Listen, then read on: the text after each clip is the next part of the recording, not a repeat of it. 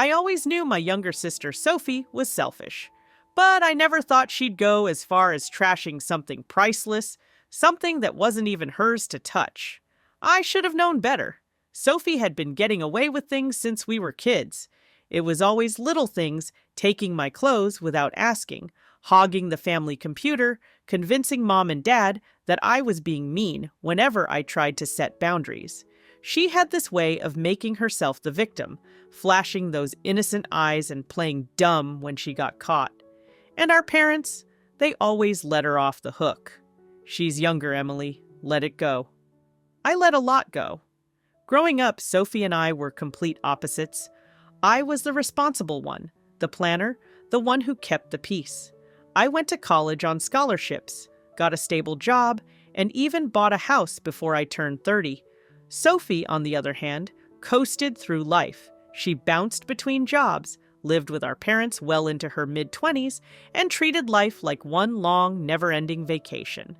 When she did work, it was never for long. She had a habit of quitting as soon as things got too stressful.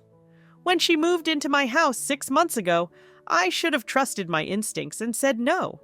But our parents had asked, begged, really saying she just needed a little time to get back on her feet. She'd lost her latest job and couldn't afford rent anymore. Emily, it's just temporary, Mom had insisted over the phone. She won't be any trouble. I had laughed at that. No trouble, Sophie?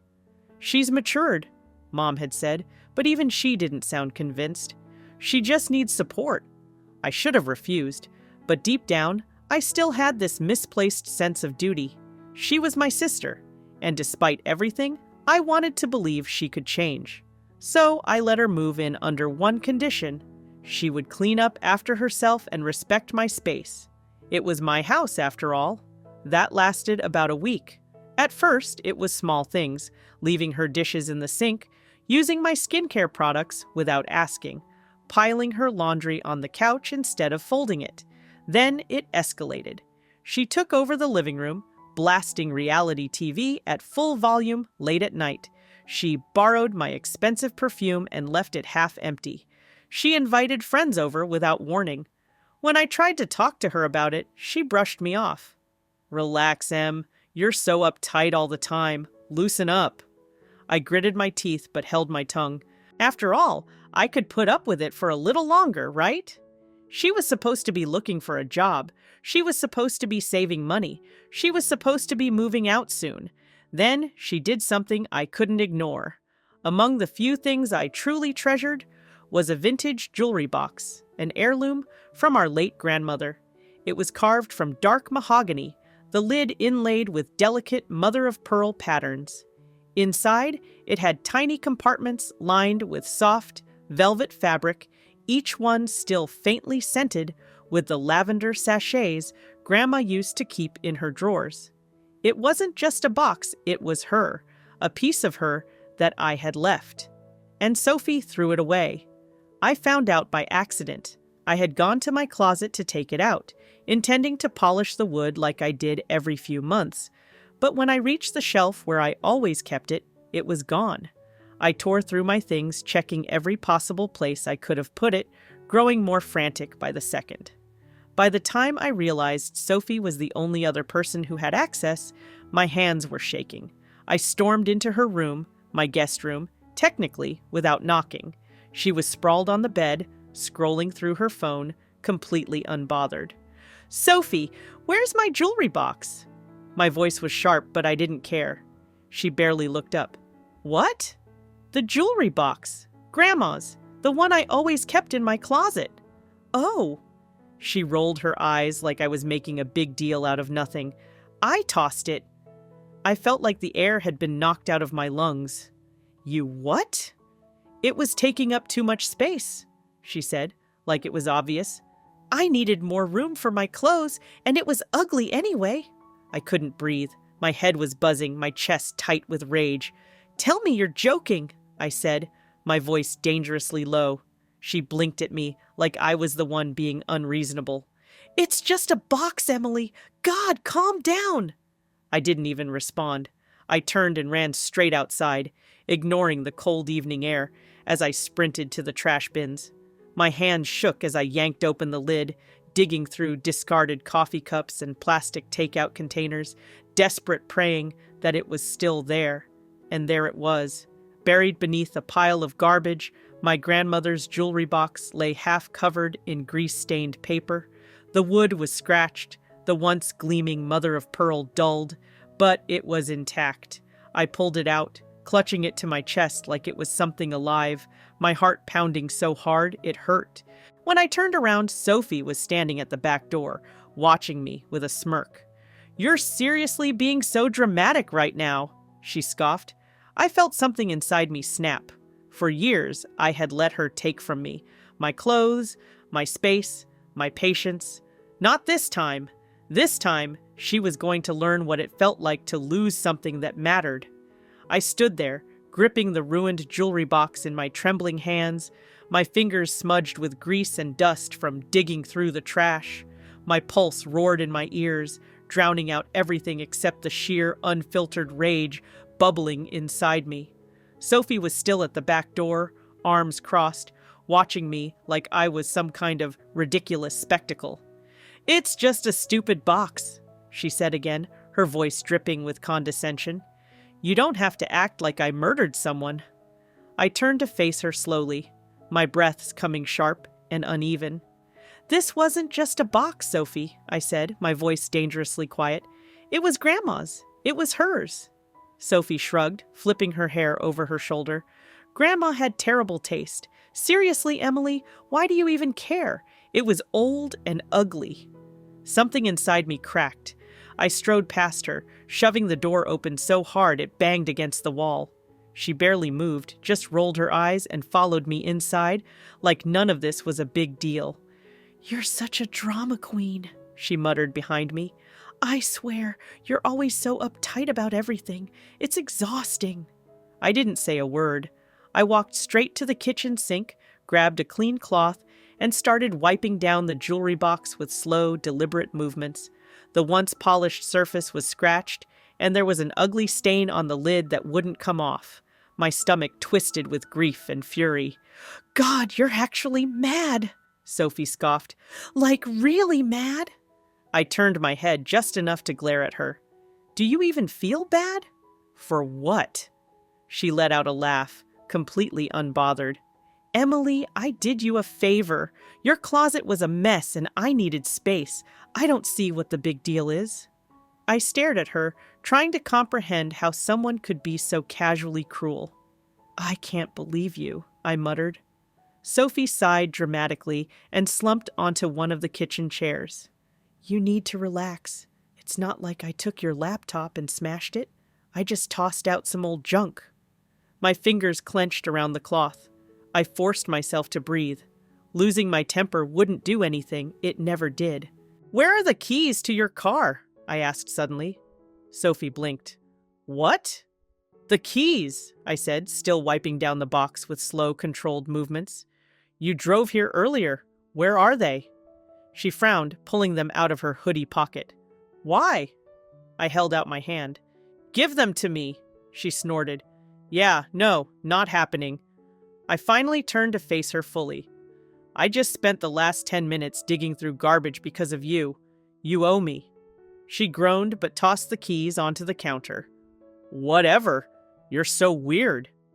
Without another word, I grabbed them and marched back outside to her car. I popped open the trunk and, just as I suspected, it was packed with her stuffed half-open suitcases, shopping bags, a curling iron balanced precariously on top of a pile of clothes. Sophie never packed neatly. I spotted an expensive-looking designer bag, a real one, not one of the cheap knockoffs she usually carried. It was new, pristine, probably something she'd been saving for her upcoming trip. A trip I had paid for. Something cold and calculating settled over me. I lifted the bag and, without hesitation, dropped it right into the same garbage bin where I'd just found Grandma's jewelry box. Then I slammed the trunk shut and walked back inside. Sophie was scrolling through her phone, barely paying attention as I dropped the car keys onto the table. "There," I said flatly. She arched an eyebrow. Okay?" I picked up the jewelry box and turned to leave. Next time, maybe you'll understand what it feels like to have something you care about tossed aside like garbage, she scoffed. Oh my God, you're being ridiculous. I didn't look back. I carried the jewelry box upstairs to my room, placed it gently on my dresser, and sat down on my bed. My hands were still shaking.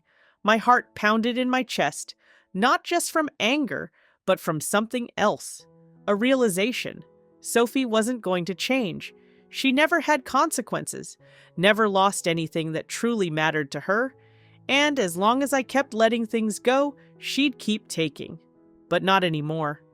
I glanced at my nightstand, where my laptop sat closed, waiting. Sophie had no idea, but soon she would learn. I woke up the next morning to the sound of Sophie shrieking. I stretched, yawned, and took my time getting out of bed before heading downstairs. Sophie was standing in the kitchen, barefoot, her hair a tangled mess, frantically searching through her luggage. Where is it? Where the hell is it? I leaned against the doorway, arms crossed. Looking for something? She whirled around, eyes wild. My bag, my Louis Vuitton, the one I was taking on my trip. It was in my trunk last night, and now it's gone. I tilted my head. Oh, that? I tossed it. Sophie's mouth fell open. You're joking. I took a slow sip of my coffee, savoring the moment. Nope, it was taking up too much space. Thought I'd help you declutter, just like you did for me. She let out a strangled noise, looking between me and the back door like she couldn't decide whether to scream at me or sprint outside to check the trash. You psycho! Do you know how much that bag cost? Oh, I can imagine, I said smoothly. Probably worth more than Grandma's jewelry box, right? The one you threw away? Sophie's face turned red. That was different.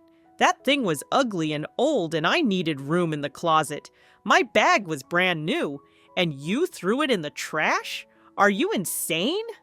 I arched a brow. Then maybe you should go dig it out, like I had to. She let out a furious shriek and stormed past me toward the back door. I smiled into my coffee. Oh, this was just the beginning. For the next few days, Sophie stomped around the house like a petulant child. She barely spoke to me unless it was to mutter something under her breath, but honestly, that was fine by me. I had bigger plans in motion. Sophie still hadn't realized what else I'd done.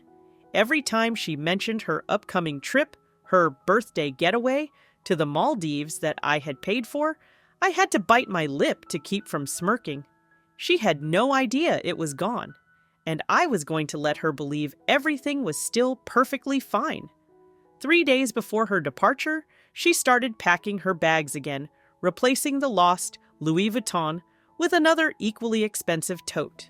She chattered to our mom on the phone about her plans, the fancy beachfront resort, the infinity pools, the private yacht tour she had scheduled. I listened from the hallway, shaking my head. She didn't deserve a single second of it. Not after what she had done, not after a lifetime of taking from me without consequences, and she had no idea what was coming. The night before her flight, she walked into the living room, twirling her passport between her fingers, a smug little smile on her face. I bet you're so jealous, she cooed. I mean, the Maldives? 5-star resort? Sun, sand, and unlimited cocktails while you're stuck here? I hummed, flipping through a magazine. Oh yeah, devastated. She grinned. I almost feel bad for you. I gave her an amused glance. Almost? She shrugged. Not really. I smiled. Well then, I guess it's a good thing you won't be going either. Her expression faltered. What? I set my magazine down, stretching lazily. Yeah, your trip? Canceled it days ago. Sophie blinked. You're lying. I pulled out my phone, tapped a few times, and turned the screen toward her. Right there, in black and white, reservation canceled. Refund processed. Her face went through about 6 different emotions before settling on pure, unfiltered rage. You bitch! She lunged for my phone, but I yanked it back, laughing. You canceled my trip? My birthday trip? I leaned back against the couch. Her her hands clenched into fists. Why the hell would you do that? Oh, I don't know, I mused. Maybe because you trashed something priceless to me? Maybe because you never face consequences? Maybe because I'm done letting you walk all over me? She looked like she was about to explode. You can just rebook it, she spat. You got a refund, right? I tilted my head. Oh, I could, but I won't. Her mouth snapped shut. Her face twisted into something ugly, her hands shaking at her sides. Do you have any idea what you've done? She hissed. I raised an eyebrow. I think the real question is, do you? She let out a furious screech and stormed up to her room, slamming the door so hard the windows rattled. I took another sip of my wine and sighed. That felt good. For the next hour, Sophie called every airline, every hotel, every travel agency she could think of. She screamed at customer service reps, demanded exceptions, tried to rebook with no success. I sat in the kitchen, humming to myself, enjoying every second of it. Then our mother called. Emily. Her voice was tight, already exasperated. What did you do? I smirked. Oh, you mean, why is Sophie crying about her trip? Mom sighed. You canceled it? Why would you do that? I set my wine glass down, my voice steady. Because she threw away something priceless to me, and she didn't care. So I decided to show her what it felt like to lose something she actually cared about. Mom was silent for a long moment. Then, Emily, you know how she is. My jaw tightened. Oh, I knew exactly how she was. That was the problem. She doesn't think, Mom continued. She acts impulsively, but she doesn't mean to hurt anyone. You know that. I laughed, but it wasn't a nice sound. Wow, you're actually defending her? Again? Emily? No, I snapped. No more. She's not a child anymore, Mom. She's an adult, and adults face consequences. She lost her trip the same way I almost lost my heirloom because of her choices. She's devastated. She should be. Mom sighed again, softer this time. Couldn't you have handled this differently? I let out a humorless chuckle. That's funny, because I've been asking myself that question for years. Couldn't Sophie have handled things differently? Couldn't she have thought about me for once? Silence. Then quietly, I suppose you have a point. I closed my eyes, exhaling. This was the first time ever that she hadn't immediately taken Sophie's side. It wasn't an apology, but it was something, and I'd take it. Upstairs, Sophie screamed in frustration, the sound muffled through the walls. I smiled. She was finally learning. Sophie didn't take defeat well. The next morning, I woke up to the sound of doors slamming and angry footsteps storming through the house. I took my time getting ready, stretching luxuriously before heading downstairs, where I found her pacing the kitchen, phone clutched in her hand like it was a lifeline. Her eyes snapped to me the second I stepped into the room. Fix this, I yawned. Fix what? Don't play dumb, Emily, she screeched. My trip. Rebook it. Use the refund money and... Yeah, that's not happening, I cut in, pouring myself a cup of coffee. She stared at me, unblinking. What? I took a slow sip, enjoying the way her nostrils flared. You heard me. I'm not paying for another trip. You lost this one. Sucks, huh? Her jaw clenched so hard I thought her teeth might crack. You don't get to do this. That trip was my birthday present. You owe me. I let out a short laugh. Owe you? I don't owe you anything, Sophie. In fact, I think I've given you plenty over the years. You know, like a free place to live, food to eat, and endless patience while you trash my things and treat me like a doormat. She scoffed. Oh my God! It was just a stupid box, Emily. My grip tightened on my mug. That stupid box was the only thing I had left of Grandma. And you threw it out without even thinking twice. That's the difference between us, Sophie. You don't think. You never have. She crossed her arms, her expression twisting into something smug. Well, if you're gonna act like a bitch, maybe I'll just move out. I shrugged. Great. Let me know when I should change the locks. She blinked, caught off guard by how fast I agreed. I saw the gears turning in her head, the panic creeping in. She needed this house. Sophie had nowhere else to go, and we both knew it. Her expression flickered between rage and desperation before she finally spat, "Mom and Dad will never forgive you for this." I smirked. "Oh, actually? Mom called last night. She didn't exactly side with you?" Sophie paled. "Bullshit!" I pulled out my phone and tapped on my call history. "Want me to play the voicemail?" Her face twisted, and she grabbed a chair, collapsing into it. "I can't believe this," she muttered. "Oh, believe it," I said lightly, sipping my coffee. She was unraveling. The realization that she wasn't getting her way for once was sinking in, and she didn't know how to handle it. I almost felt bad. Almost. She buried her face in her hands, breathing heavily. I can't stay here," she whispered. I set my mug down, crossing my arms. "No, you can't." Her head snapped up, eyes wide. "Wait, what?" I sighed, feigning patience. "You're right, Sophie. This arrangement isn't working out, so it's time for you to move out." She let out a nervous laugh. "But I don't have anywhere else to go." I shrugged. "Sounds like a you problem." Panic flickered in her expression. "But I don't have a job yet. I don't even have savings. You can't just kick me out." I arched a brow. "Oh, now you care about responsibility? Maybe you should have thought about that before you trashed my things and treated me like a bank account." She swallowed hard. I can change. I'll pay rent. I'll be better." I let out a humorless chuckle. "No, you won't. You're only saying this because you need something. That's all it's ever been with you, Sophie. You take and take and take, and I let you because I thought you were my sister, but you're just a user." Her lower lip trembled, and for a brief moment, she almost looked genuinely remorseful. But I knew better. She would never change, and I was done.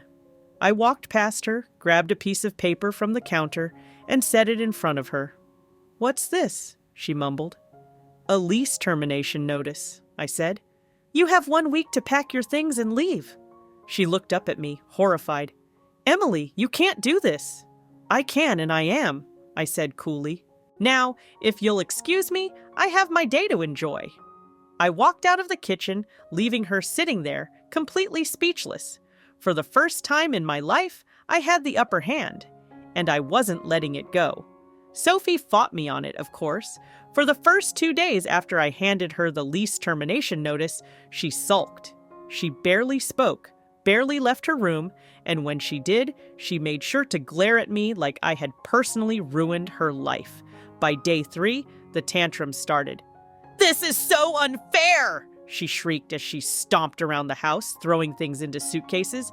"You're actually kicking me out? Your own sister? Over a box!"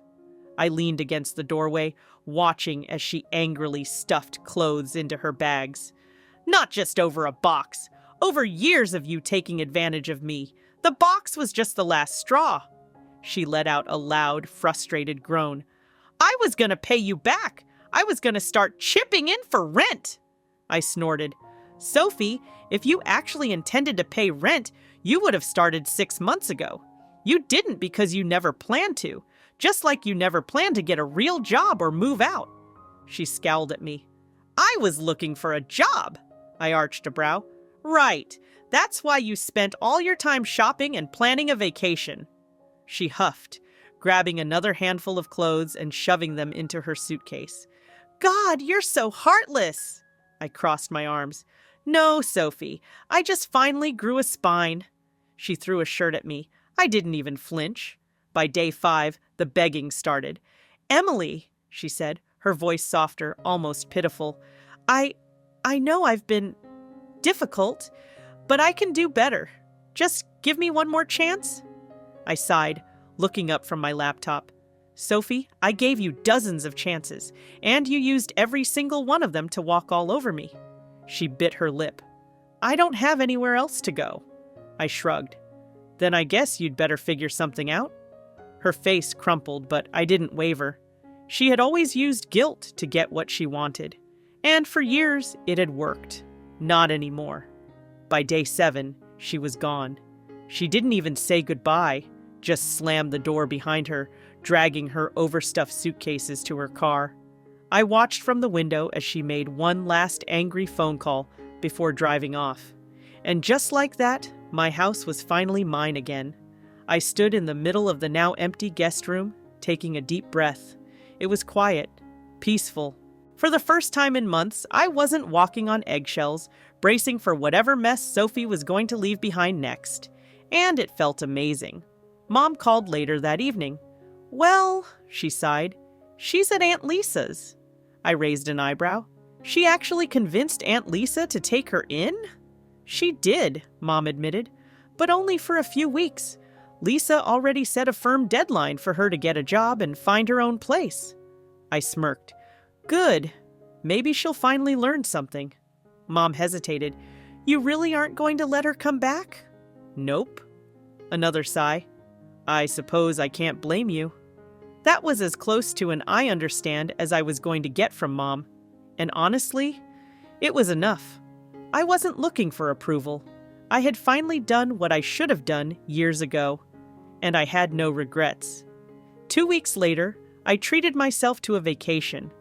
I hadn't planned on it at first, but when I saw the refunded money from Sophie's canceled trip just sitting there, waiting to be used, I figured, why not? So I booked a spa retreat in the mountains, somewhere quiet, somewhere Sophie-free.